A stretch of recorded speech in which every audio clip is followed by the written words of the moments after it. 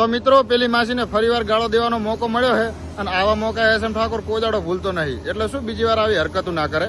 કાનમાં ઇયરફોન નખાઈ દેજો, એને આપણે પાછી હળી કરી છે આપણી, તો આપણે પણ જવાબ આપવો પડે. જુઓ તમને અહીંયા આપણા એક મિત્ર હતા, એમણે વિડીયો બનાવ્યો હતો મને મળવા આવવાનો, તો વિડીયો ભાઈનો સારો ચાલ્યો હતો, પણ એ માસી કોમેન્ટ કરી ગઈ છે, તમને કોમેન્ટ એ માસીની બતાવું. તો જુઓ અહીંયા આ તો કોમેન્ટ હવે મારી નજરે જ ચડી છે.